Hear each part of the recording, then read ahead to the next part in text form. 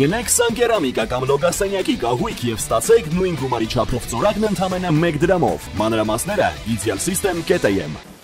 Հարգելի Հոբելյար Լիլիթ, ազգային ժողովի մեծարգո նախագահ, օրենսդիր գործադիր իշխանության հարգելի ներկայացուցիչներ, հարգելի դեսպաններ, հարգելի փորձագետներ, ուրախ եմ այսօրվա մեր հանդիպման համար եւ ողջունում եմ բոլորիդ եւ իհարկե չեմ կարող ողջունելով Կոնրադ Ադենաուերի հիմնադրամի ներկայացուցիչին չեմ կարող եւ նրա խոսքից հետո եւ նա խոսեց Կոնրադ Ադենաուերի եւ նրա վարած քաղաքականության եւ նրա ողջագրած ռազմավարության մասին, որով ինչպես կարելի է եւ ակնհայտ է, որ գերմանացիները պարտանում են եւ այդ ռազմավարությունը համարում են իրենց պետական եւ ազգային ինքնության կարևոր մաս, մի նրբություն կա, որը շատ էական եմ համարում։ Ժամանակին Ադենաուերի ողջագրած ռազմավարությունը անվանում էին նաև խայտառակության ռազմավարություն, որովհետև ասում էին, որ այն ինչ որ նա անում է կամ փորձում է անել եւ հույս ունեին, որ չի կարողանա անել, դա խայտառակության ռազմավարություն է եւ այս արձանագրումը շատ գեղեցիկ ձևով կա նաև Հենրի Քիսինջերի դիվանագիտություն գրքում, երբ որ նա խոսում է առաջնորդության առանձնահատկությունների, նրբությունների մասին մի քանի լիդերների օրինակով եւ նրանցից մեկը Կոնրադ Ադենաուերն է։ Իհարկե այդ ռազմավարությունը ինչի է հանգեցրել, արդեն հիմնադրամի ներկայացուցիչը ասաց, եւ նույնիսկ եթե չասի, մենք կարծում եմ շատերս ենք տեղյակ դրա մասին,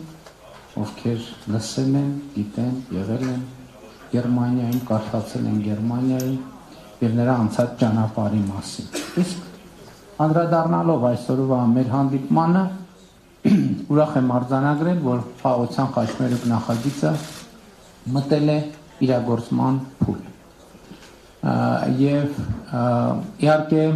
ես հասկանում եմ նաեւ, որ այս համատեքստում առանձնահատուկ ուշադրության կենտրոնում է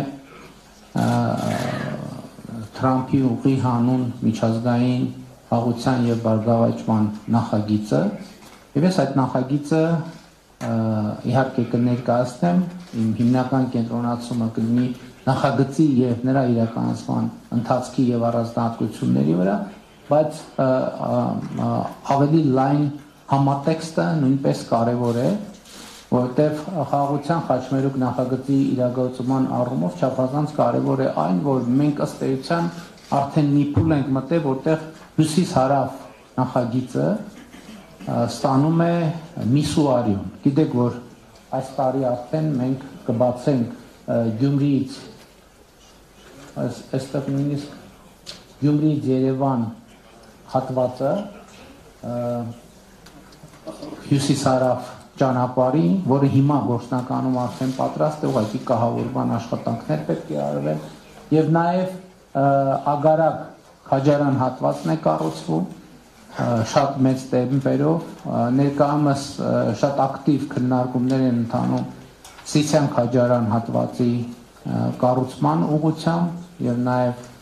առանձնահատուկ կարեւորություն ունի Բարգուշատի թունելի կառուցման նախագիծը, որի վերաբերյալ մենք արդեն մտնում ենք եզրափակիչ փուլ։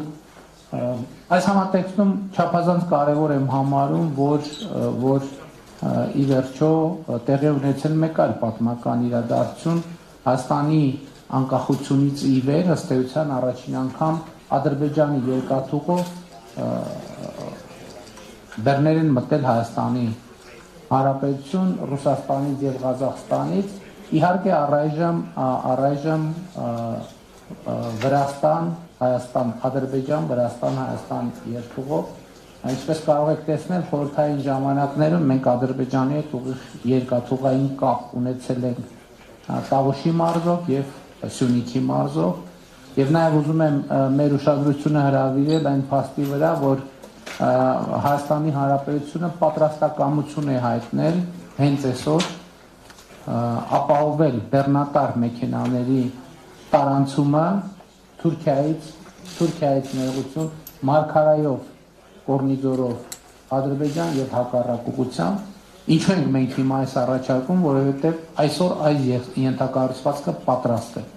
Մնացած իհարկե բոլոր հատվածներում, որի մասին ես կխոսեմ, նույնպես մեր քաղաքական պատրաստակամությունը արկա է, բայց այդտեղ պարզապես դեռ ներդրումներ ունեն անելը։